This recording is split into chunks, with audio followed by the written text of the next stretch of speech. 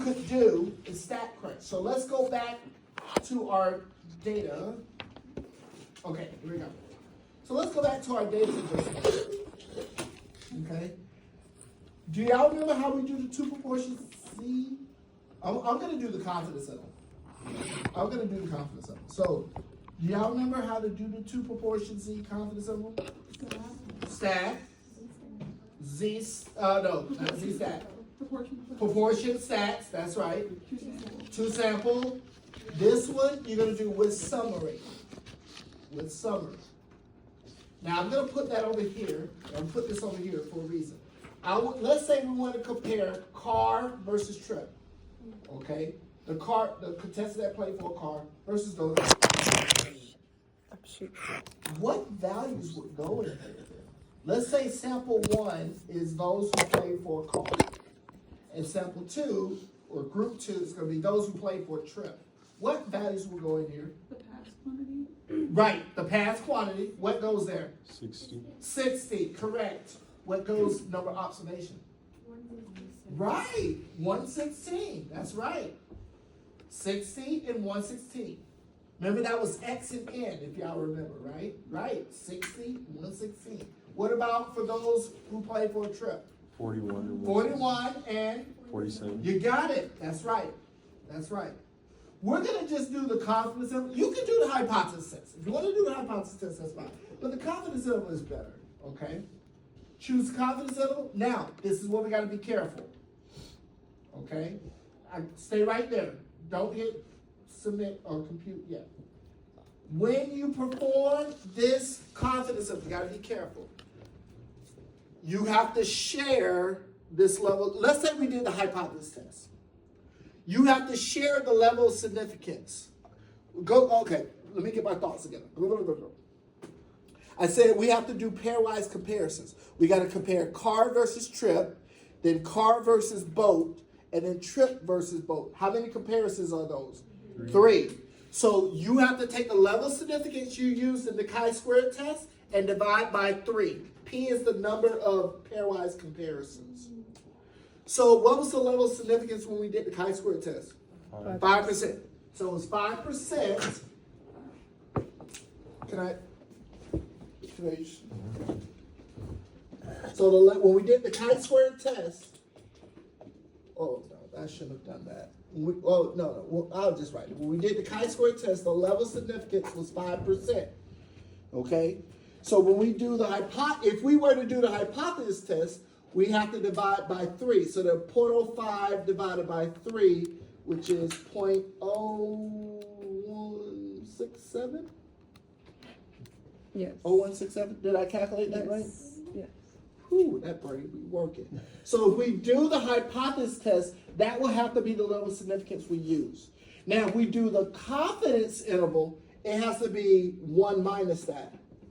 We're going to do the confidence interval because ain't nobody want to do a hypothesis test. Confidence interval is easier. So that would be 0.9833. So we have to do a 98.33% confidence interval. Okay? The confidence level is 98.33. But we're doing but that will be the confidence level for those confidence intervals. So I'm saying this to me. Let's go back. Right here where it says level, you're going to put 0.9833. All right. And then you hit compute. And remember, with the confidence interval, you're checking for the value of 0. 0 doesn't fall in this confidence interval. So let's look at this. Let's see what this tells us, okay? So what this says is, what was group 1, car? And group 2 was trip, right? So what this says is that the trip, when you play for a trip, the difference in the likelihood of passing is somewhere between is 19% to almost 52% higher for the trip, because this is negative. We did group 1 minus group 2, so we did car versus trip. So, and you look, you can see it here, 87% versus 51%. So that means that you're more likely to what? To pass on the showcase when it has a trip versus what? A car. And that difference, and the difference in the probability of passing is somewhere between 19% to 52%.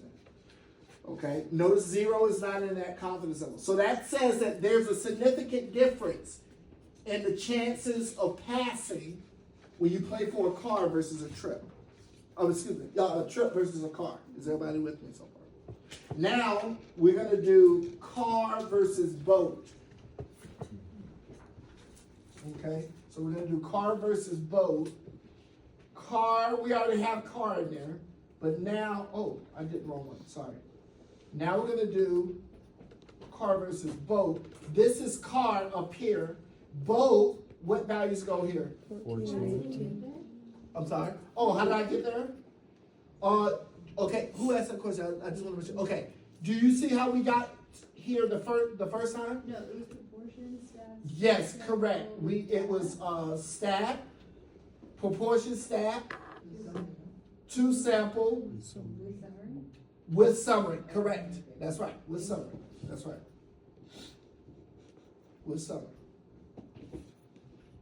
All right. So, what was I? Okay. So we already have the car data in here. It's up here. We need the the trip now? No, we did trip. We need boat, right? What goes here? 14. 14. And what goes here? 18. 18. That's right. And compute. Let's compare car versus boat. Significantly, ooh, just barely too. Just barely. They're both negative. 0 doesn't fall in this confidence. So that's 0.1% to 0.5%. So it's significantly different, but just barely. You see what I'm saying? Because 0 almost fell in this. If this would have just jumped over into the positive range, then we would say that there's no significant difference. So what this says is that 0.52, and this is almost 0. And what was the first group? Car. And what was the second group? Boat. Okay. So what this says, this is in favor of the boat. This says that you're more likely to pass with the boat than you do with the car. And that difference in the difference in the probability of passing is somewhere close to 0%, 0.1% to almost 52%. Now that's a big range. Something 0.1% up to 52%. That's a big range. But let me tell you why. The reason why this confidence is so massive is actually our fault. We only looked at 18 observations. I'm gonna tell you, of this data, this is fine. It's this data here. You have a small sample size. So that's gonna impact the margin of error. That's the reason why this confidence interval is so big. Is everybody with me somewhere? It's because we had too few observations there. So you probably want to approach this with a grain of salt. Okay?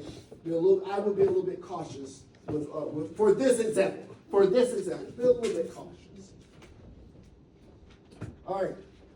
And then finally, let's do trip versus boat. We might run into a similar problem. So trip, we have to change this one to what? 41 and what? 47? Yes. Go to compute.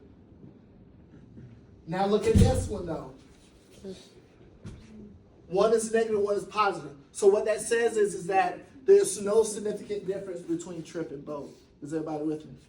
Because 0 falls in this confidence level. So now we know where the difference, the behavior, the significantly different behavior lies. Trip and boat, let's see, that was trip and boat had similar meanings, but car and trip were statistically significant, right? And car and boat were significantly different. So a way that you could draw that is, I had to draw this for myself, but I'll tell you what you do. So you got trip, look at what I'm about to do. Trip, boat, car. If it's significantly different, you don't link them together. Don't connect them with a line. But if they are if it's not significantly different, you connect it with a lie. So the trip and the boat were according to this, trip and boat is not significantly different. But car to boat was and car to trip were. You see what I'm saying? So this could be a drawing you can make to show where the significant difference is. So this basically says car is its own group, and these are similar. If you don't see what I'm talking about, here. You stay where you are. Stay where you are. All the way back here. There it is. You remember this? Mm-hmm. So what we're saying, according to this output, what we're saying is this should have been green. Ready? This should have been green. This is green, and that's peach. We rejected a null hypothesis. So something is different here. We now found what the difference is. These are similar, have similar proportions. This was separate. Car didn't get along with trip, and car did not get along with boat. So this should be peach. These should be what? Green. Green meaning similar groups, similar outputs, similar conclusions. So these have similar proportions, and this is different. Is everybody with me? In order to say that this factor is significant, you only have to identify one group, at least one group, that is different. Is everybody with me? Now we found it. It's the car.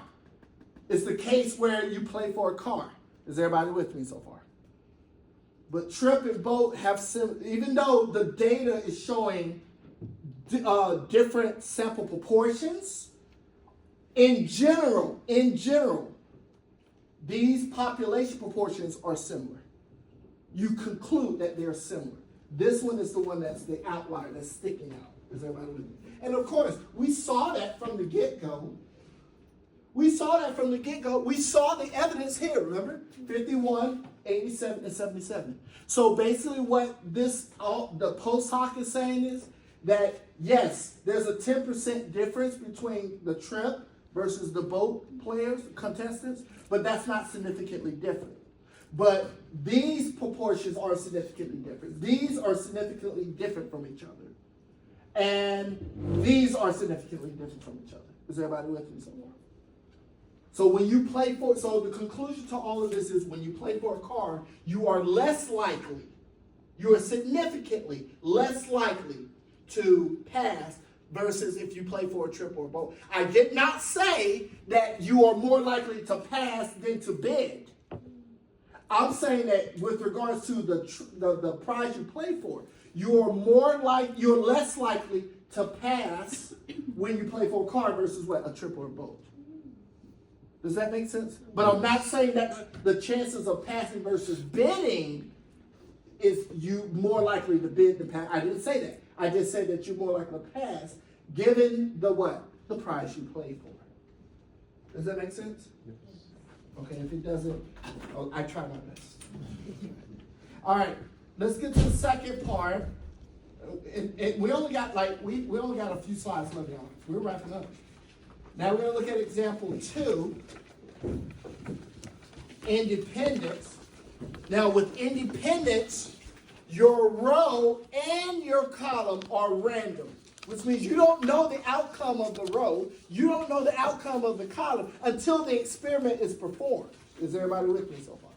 And you're trying to determine is the outcome of the row dependent on the outcome of the column, and vice versa, okay? So, you put that in play. So again, you're trying to determine, this handshake here is basically saying, are these two related? Is everybody with me? Are they associated with each other? Okay? So that's what we're going to determine now. The null hypothesis is basically the two variables are independent. What that means is that you have to assume, before you perform this test, that the outcome of the row does not impact the outcome of the column variable. Is everybody with me? The alternative hypothesis says, they are dependent. Okay? They are dependent. All right? New example. In the pricing game Temptation, the contestant must guess the price of the car using digits from 4 small prizes. How many of you know about this pricing game? Okay, no, okay, whatever. Okay. All right. After doing so, the contestant has, I bet after this class, you're going to be like, I don't want to see no more prices right. Amen. But if y'all happen to get on the show and you win, look me up, okay? Be like, I told you so. After doing so, the contestant has the choice to make any changes before deciding to go for the car or not. So what happens is in this game, Drew Carey, can't stand him, Drew Carey, he brings out these 4 prizes, one at a time, and then one of the digits in the price of that prize is the digit in the car. And they have to choose which digit, and they have to do it for all 4 prizes. At the end, the host has to give an ultimatum to the contestant, okay? Do you want to make if you think you made a mistake, you can make changes in the digits that you chose before you go for the car, okay? So that's what this is talking about, okay? So the next slide shows the data. Let me explain.